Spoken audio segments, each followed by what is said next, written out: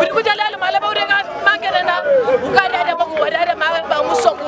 shilombu Zambia kulama wawa kadi man Zambia kulama jana makwa kula malama kwa wani mbenga makunwambila bantu bakunfu tatani mukashwakala utika mutu aditu uri wakule mujina akwangu mujima kongu ewu uri ni birakatanga uri ni bakongu uri ni bangala uri ni baluba kadi mubantu bonswa uri kontra ikala wachiba wa fwa ngakula mujina da chamba akachwa kwa kalonji ngakula mujina da hamuta sem mipeleka na malo ndifika munda nenu boss badi bibe bitu be peuple congolais ni benu nyanga ka boss bibe bi mo makota du privé tutu nu nyanga boss mujina da Yesu Kristo Masia amen kana kusala ni chintuto amen ni bateka hen boss ni tu bien récupérer ni ngakula mujina da baka boss ma fa victime mu 2008 ba fo ba sala butaka ba saba ya mabaka anu kwa chilungu sa ditunge ngobo bandi ngakuila chilombo atangila bapyonye baba homoyi bafiti chika kwesta chilombo tangila chilombo achi nilikuwa mwana kushinda mwa buto ufiti sana asha mu vision fachi wali mu vision muri bajen taturi bakula gaji na kutentwanga tamalo aba bajena bay eda benzo muri mwa baya wabakula gaji bafo ba homoya watu soutenu vision weba byose bifatateba mwamba turi ni sababu bikombaja byose bidi wamulongolela turi tukumbaja byose bidi peuple congolais muso mu généralité wenda turi tubikumbaja somukulo ambeni ni muso kukireye ya ministère kadi dommage ba kuhanga makuta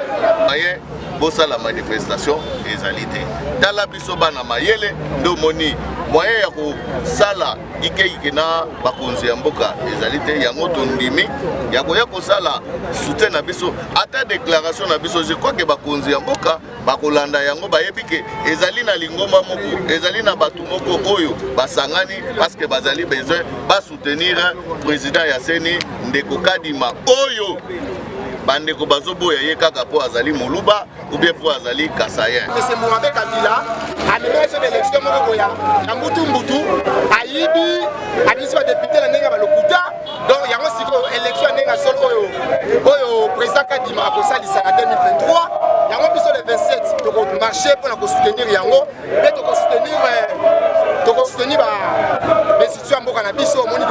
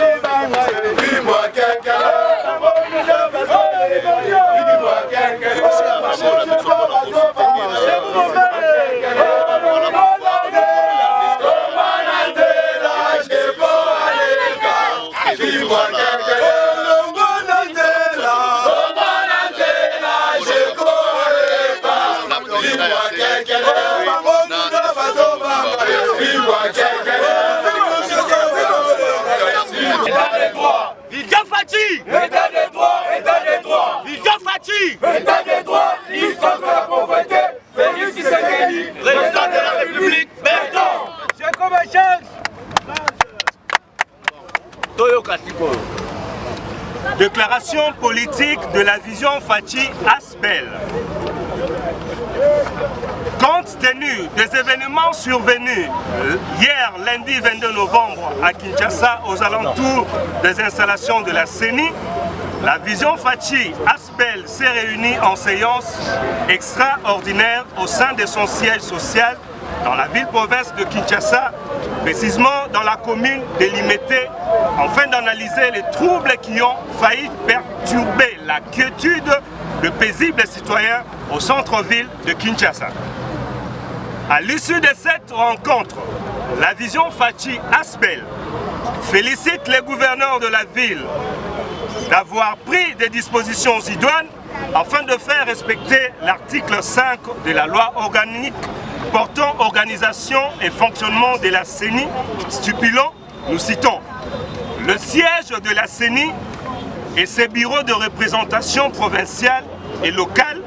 sont inviolables. Par cette même occasion, nous apprécions le professionnalisme dont a fait preuve la police nationale congolaise dans le maintien de l'ordre public. À la lumière de ce qui précède, la vision Fachi Aspel rappelle à l'opinion que la machine électorale est en marche. Il est souhaitable que les différentes parties prenantes de ce processus affûtent leurs armes en lieu et place de ternir l'image de l'institution organisatrice des élections en République démocratique du Congo. À cet effet, la vision Fachi Aspel, étant une plateforme regroupant plusieurs mouvements de jeunes ayant pour mission principale de promouvoir et de soutenir les actions du président de la République, son Excellence M. Félix Tshisekedi Tshilombo, ainsi que celles des autres institutions, et voudrions à travers cette déclaration exprimer notre soutien indéfectible à l'actuelle équipe de la CENI. Cependant, la vision Fachi Aspel dénonce le mobile tribal qui justifie le rejet de la personne de M. Denis Kadima Kazadi, dont l'expérience en matière électorale n'est pas à démontrer, et rappelle une fois de plus à la mémoire collective que nous avons connu dans les cycles électoraux passés dans notre pays l'appartenance ethnique des animateurs de la CENI au président de la République honoraire, sans que cela ne constitue un motif qui entraverait le véridique électoral. En définitive, la vision Fachi Aspel met en garde tout fauteur de troubles qui profite de la liberté d'expression démocratique prônée par le chef de l'État pour déstabiliser les institutions en place afin d'aboutir au conciliabule politique tant décrié par la population. C'est ainsi que la vision Aspel annonce l'organisation en date du samedi 27 novembre 2021 d'une grande marche de soutien aux institutions de la République et aux nouveaux animateurs de la CENI. Que vive la République démocratique du Congo, que vivent les institutions de la République, que vive la vision Fachi, fait à Kinshasa le 23 novembre 2021 pour la vision Fachi Aspel, Jeko Beya, président. Je vous remercie. Totondi bino botondi bino bandeko ya presse na ndenge boye kosunga mpona kozwa message na biso na mokolo ya lelo. Biso lingomba ya vision Fachi Aspel tosanganaki bongo na mokolo ya lobi mpona kotala mpe koanalyse makambo oyo elekaki na ville province ya Kinshasa na bandeko oyo basalaki sit-in liboso ya CENI. Tolobi boye mibeko oyo ezo-régir CENI ou soit loi organique oyo ezotala lolenge ya kotambwisa Commission nationale électorale indépendante et lobby boye na article nango 5 que ba bureau ya CENI to nzinga nango nyonso ezali bisika mutu akoki kotia lokolo te. Na yango biso tokamwaki komona batu koya ko attaquer esika yango. Na yango totondi botondi na mokambi ya ville province ya Kinshasa na ndenge azwaki mesure ya ko freiner elan wana et totondi bongo na police nationale congolaise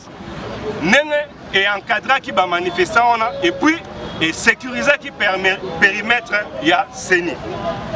Tolobi boye vision Fachi Aspel na ndenge tosanganaki tolobi makambo ya koyokana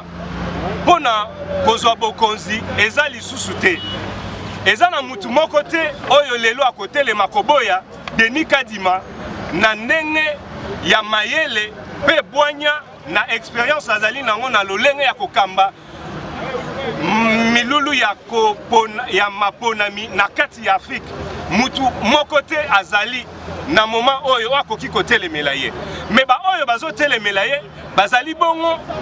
kokende koluka ba raison moko tribal oyo biso tolobi ezali makambu ya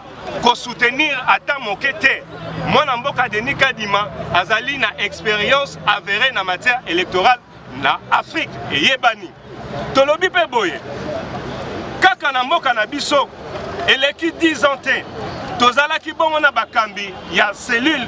ou soit ya commission électorale nationale indépendante oyo bazalaki batu ya mboka moko ou soit ya contrée moko na mokonzi ya mboka honoraire tolobi bongo ke ezali raison te ya koboya Kadima parce que na mboka na biso tosi tomona pe bakambi ya seni o bazalaki ya région moko na mokonzi ya mboka na yango tolobi boye ba onyo so bazali prêté pona kokende maponami makambu ya koyokana ezali te biso tolobi tozokende élection na seni na yango tolobi boye mokolo ya le 27 samedi oyo biso tokotelema lokola ba défenseur lokola lisu ya mokonzi ya mboka tokozala bongo na nzela pona ko soutenir ba institution bongo pona bino moko makasi soutenir président de la République et puis soutenir commission nouveau membre ya bureau ya commission électorale nationale indépendante. Je dis je vous remercie. Alors, Fachi Bakambo est le na Seni parce que ngai nazali so kondi nazoki moto na moni ba civique balingi ba affronter même place ya maponami yo en tant que Chilengelou levé ta kinga okoloba boni. Non, il y a un autre lobby. En tout cas, d'abord, merci à notre présence Nabino. En tout cas, tu condamnes le comportement. Tu condamnes le comportement. Pourquoi? Parce que Bandeko Bazali, tout ça, Mibeko Yamboka.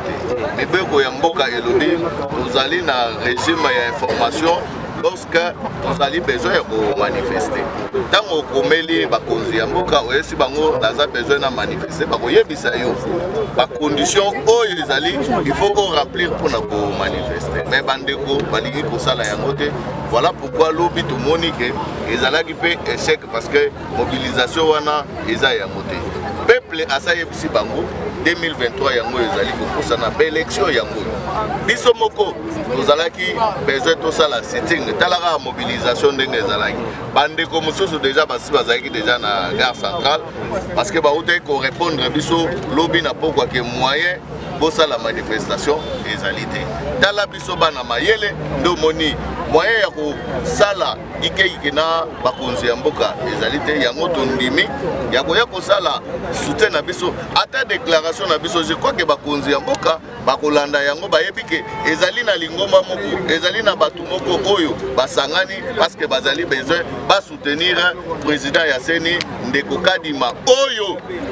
bandeko bazoboya ye kaka po azali moluba ou bien po azali kasayen oyo ndenge touti koloba yango ke ezali même pas 10 ans 15 ans te bandeko misusu bautai ko organiser ba élection na mutu ya Seni ezali kaka baswahili oyo bazalaki na mutu wana na tata mokonzi wa ekolo oyo azali moswahili mais IDPS ou bien ensemble ya peuple congolais baboyaki mwana ya mboka te po azali moswahili a organiser maponami mais toboyaki kaka nyamu ozomona soki nyamu ezali tokoteli mabiso nyonso to po tokende na kima ozala muluba ozala mungala ozala muswahili ozala mukongo biso be tata moko mamabo moko voilà pourquoi tozali na ekolo kaka alors président Cheko baza kolanda biso pa mokonzi mboka population za kolanda biso motuna moko za yambo la population sur l'état étendue à province aujourd'hui mon chef de l'état Ndeko Kadima la tête tout le monde va ndeko la biso soit disant la muka Ndeko obosa ni chef de l'état ezali ba confession religieuse bango ne motu bazali habilité parce que ba pesi bango to pesi yango na société civile bazalaka 8 na ndenge basanganaka po bapona nde na kopona baponaki bake baponi 6 baponi Kadima mibale bakwei baponi motu na bango na majorité ezali loi ya na démocratie ezali loi ya majorité est triomphé et poni Ndeko Kadima mibale nasoni oleba ndima baboyi bakriye ou azali muluba akoki kosala te na président Jeko mutuna moko za yambo foti kana sisa mutuna na ngai parce que bato baza kotala biso ba comprendre balobi ke ndeko Kadima auti Canada ndeko Kadima soit disant azali cousin propre ya mokonzi mboka est-ce que ça est vrai ou bien azali ba rumeur selon vous? Oh, je crois que ba famille Tshisekedi eyebani toyebi ke famille Tshisekedi nyonso bakombo bazali ba Tshisekedi soit ba Mulumba. Je crois que ndeko Kadima même soki azali cousin ya président Tshisekedi soki asali yango malamu organiser élection malamu eza la problème te tokutaki komona ndeko Ngoi Mulunda azalaki même famille politique na chef de l'état sortant totikala kosala yango problème te toloba yango te toloba kaka élection ekende malamu e ba organiser yango na kimia nyonso. Voilà pourquoi biso toloba tozoloba na bandeko o bazali kosala wana balongola guerre ya ba ethnie balongola guerre ya ba province hein na ba appartenance eza bien te o ezali important ezali ko soutenir moto akende malamu na musala na ye c'est ça c'est que nous. Alors président Jeko question sur ces alliés avant de ça ba mutuna na biso rôle na bino za nini petit la république vision Fachi rôle na biso ezali lisu likolo ya lisu ozo comprendre ça veut dire que bondi biango biso tozali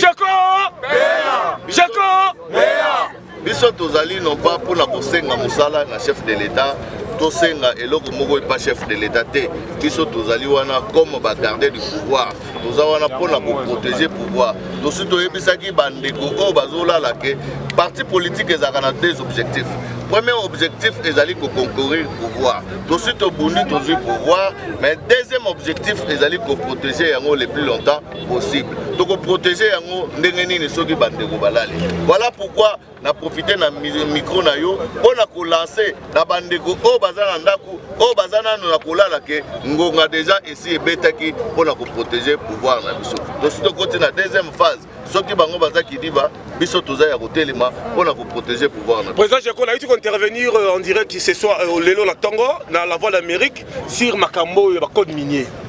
On l'a dit déjà, même comité international, même la radio internationale, on a déjà pour l'arrestation, le détournement,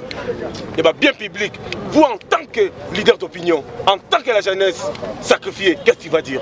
Et les droits en marche? Ouais, non, ça veut dire que Mboka la biso eza isusu ndenge ezalaka kala te. Ebele ya bato bazozelana no Mboka e changer po yali ya Thompson ou bien ali ya Soso. Or que Mboka etongamaka na Soso te ou bien Mboka ese devait partir na fufu, amona fufu ekiti lipa ekiti non. Mboka et développaka na état de droit. Nde omoni différence ya biso na ba tu o bazalaki liboso. Lelo omoni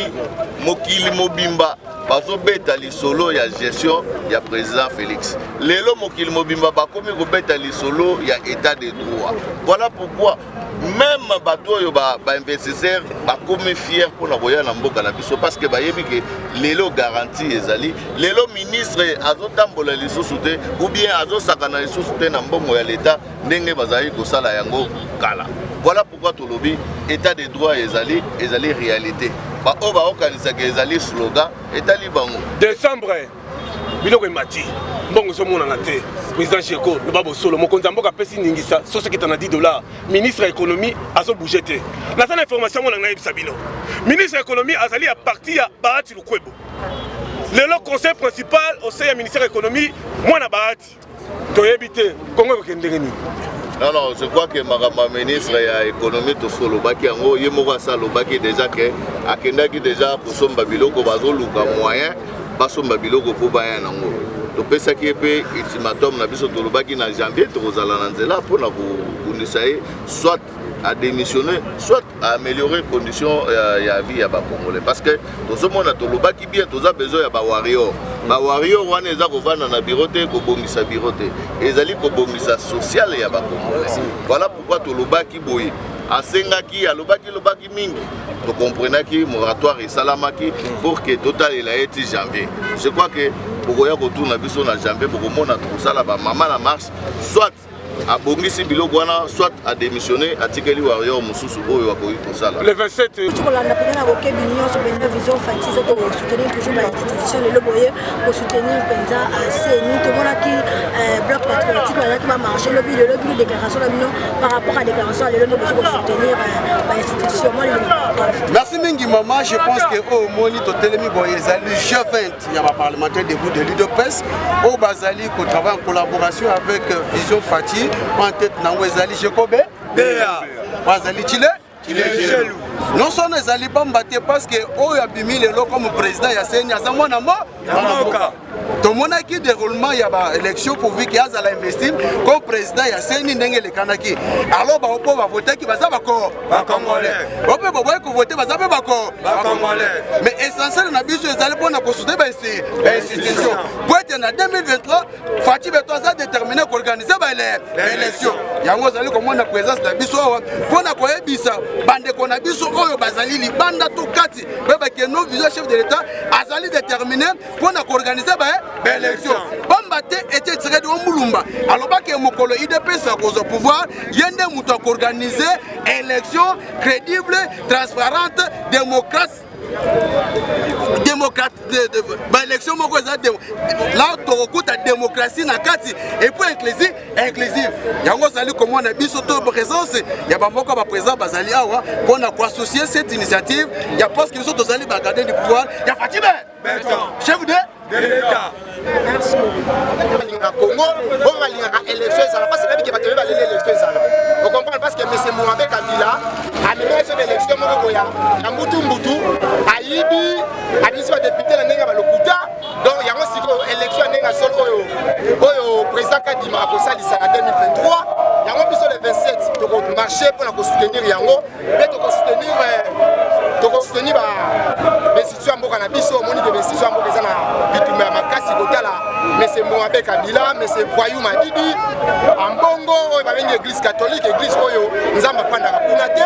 parce que les mains pour la Océane, pour la Bondissa, l'élection est salatée. Et moi, c'est pour cela que Bison est congolais. Les 27, Bison, c'est au moment où Joe Biden a quitté ma belle. Kalabasi na simanaye bandundu se fachi na bandundu se fachi to kozala tale bele pour na bexi ba bandundu noso campagne la munu ya bandundu betu fanda les 27 betu nyoso na nima ya Fachi Beton na nima ya Fachi Beton parce que Fachi Beton alors